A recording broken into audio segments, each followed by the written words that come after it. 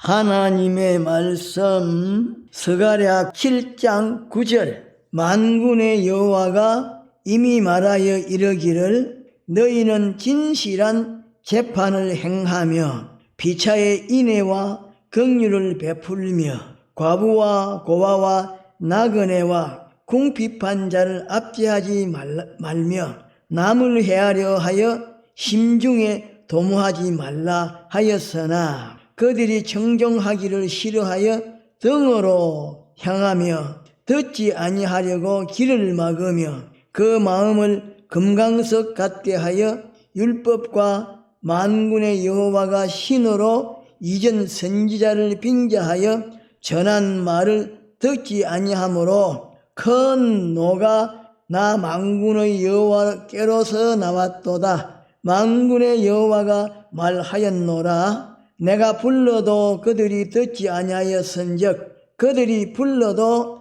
내가 듣지 아니하고 회리바람으로 그들을 그 알지 못하던 모든 열국에 해치리라. 한 후로 이 땅이 황무하여 왕래하는 사람이 없었나니 이는 그들이 아름다운 땅으로 황무하게 하였음이니라 하시니라. 제목 하나님의 소원. 이 시간에는 하나님의 소원이라고 하는 제목으로 몇 가지를 증거하려고 합니다. 본문에 기록되어 있는 말씀을 중심으로 해서 하나님의 소원이 무엇이며 하나님께서 무엇 때문에 진노하셨으며 하나님의 보응은 어떤 것이었는지 그것에 관하여 증거하고자 합니다. 큰 첫째로 하나님은 무엇을 소원하시는가? 작은 첫째로 하나님은 우리 믿는 사람이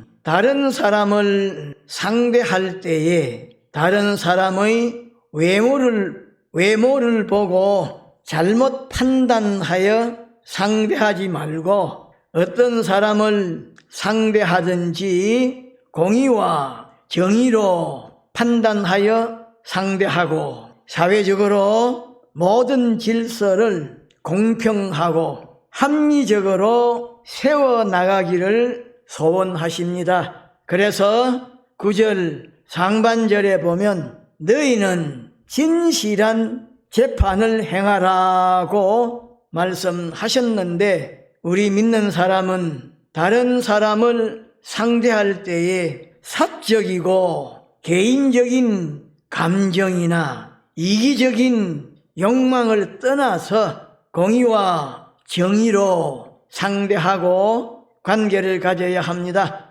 작은 둘째로 하나님은 우리 믿는 사람이 인애와 긍휼을 베푸는 것을 소원하십니다. 다시 말하면 공의와 정의를 지나치게 강조하고 세우다가 보면 인애와 긍휼을 행함에 있어서 등한히 하기가 쉽고 인애와 긍휼을 행할 책임감을 가지지 않기가 쉽습니다. 뿐만 아니라 공의와 정의만 있고 인애와 긍휼이 없으면 잔인한 사람이 됩니다. 그래서 9절 하반절에 보면 서로 인애와 긍휼을 베풀며라고 말씀하셨는데 야고보서 2장 13절에 보면 긍휼을 행하지 아니하는 자에게는 긍휼 없는 심판이 있으리라. 긍휼은 심판을 이기고 자랑하느니라고 말씀하셨습니다. 작은 셋째로 하나님은 우리 믿는 사람이 과부와 고아와 나그네와 궁핍한 자처럼 가진 것이 적거나 없어서 가난한 사람, 배운 것이 없어서 무식한 사람, 인간적인 배경이 없어서 외로운 사람을 박대하거나 천대하지 말고 사랑으로 품어주고 이끌어주는 그것을 소원하십니다. 그래서 10절 상반절에 보면 과부와 고아와 나그네와 궁핍한 자를 압제하지 말라고 말씀하셨는데 출애굽기 22장 22절에 보면 너는 과부나 고아를 해롭게 하지 말라고 말씀하셨습니다. 작은 넷째로 하나님은 우리 믿는 사람이 자신의 이기적인 욕망을 이루고 충족시키기 위해서 다른 사람을 해치고자 하는 꾀를 부리지 아니하고 다른 사람의 유익을 위하여 노력하는 사람이 되는 그것을 소원하십니다. 그래서 10절 하반절에 보면 남을 해하려고 심중에 도모하지 말라고 말씀하셨습니다. 큰 둘째로 하나님의 소원을 무시하는 사람에게 대하여 진노하시는데 무엇 때문에 진노하시는가? 작은 첫째로 하나님의 소원을 무시하는 사람은 하나님의 말씀과 명령에 따르는 그것을 싫어하기 때문인데 11절 상반절에 보면 청종하기를 싫어하여라고 말씀하셨습니다. 작은 둘째로 하나님의 소원을 무시하는 사람은 등을 돌려 외면하는 것처럼 하나님의 말씀을 적극적으로 거역하는데 다시 말하면 짐승은 앞으로 끌 때에 따라오지 아니하고 오히려 뒤로 뻗대는 완강하고 고집을 부리는 것처럼 하나님의 말씀을 적극적으로 거역하는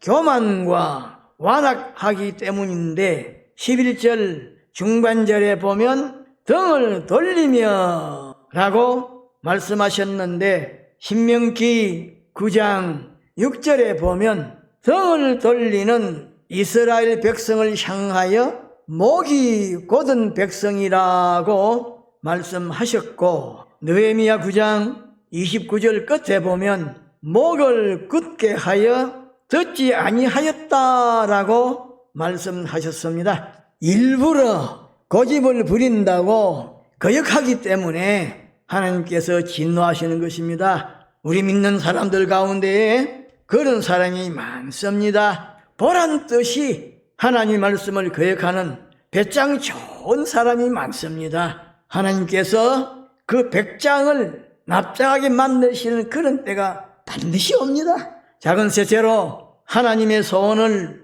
무시하는 사람은 하나님의 말씀 자체를 거부하고 배격하기 때문인데 다시 말하면 하나님의 말씀을 계획적으로 무시하고 거역했기 때문인데 11절 하반절에 보면 듣지 아니하려고 귀를 막으며 라고 말씀하셨습니다.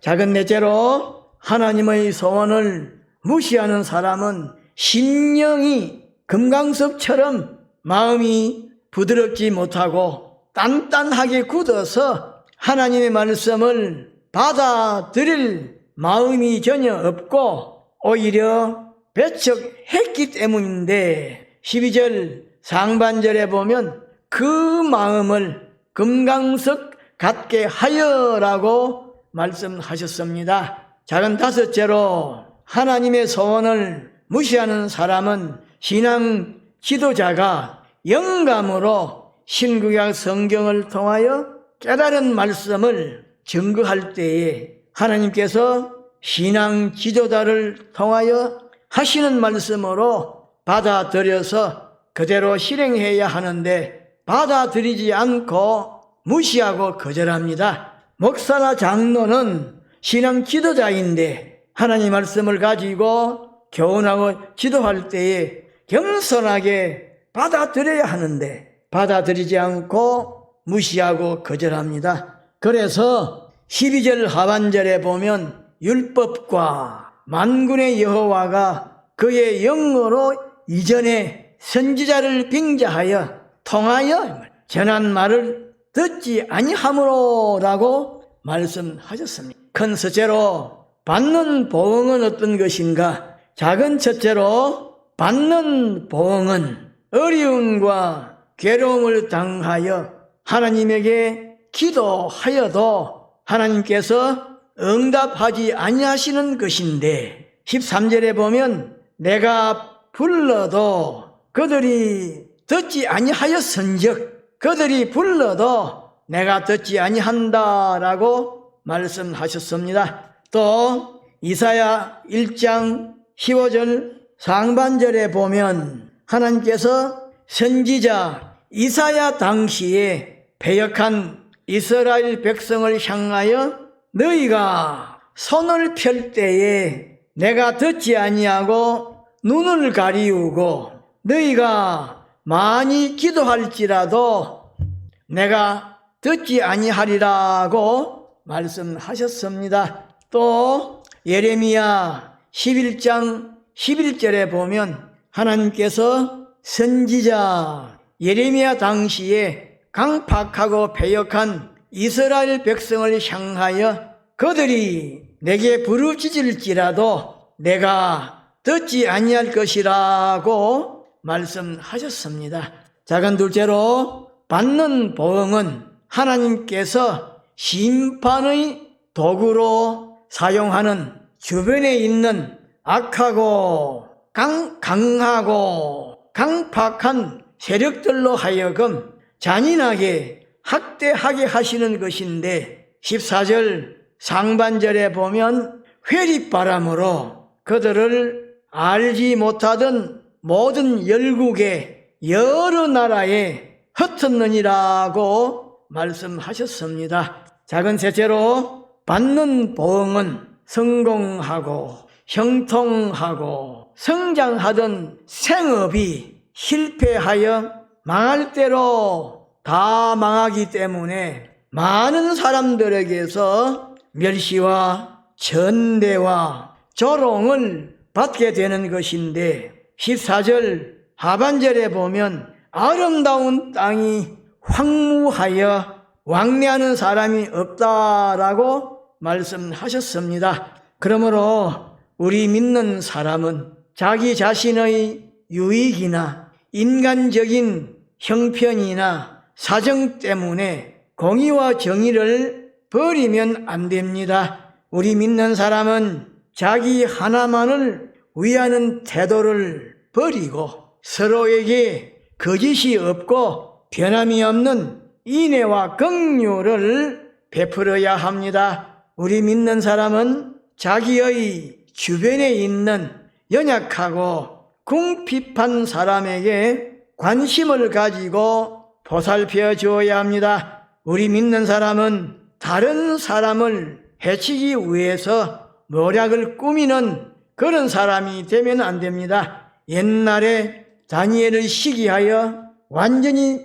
매장시키기 위해서 다니엘을 어떻게 하면 매장시킬까 하는 그것을 은밀하게 꾸며서 다리오 왕 외에는 한 달 동안 어느 신에게나 기도하면 사자굴에 넣기로 법령을 정하여 왕에게 건의를 했습니다. 왕이 그 건의를 보니까 자기를 위하는 것이거든.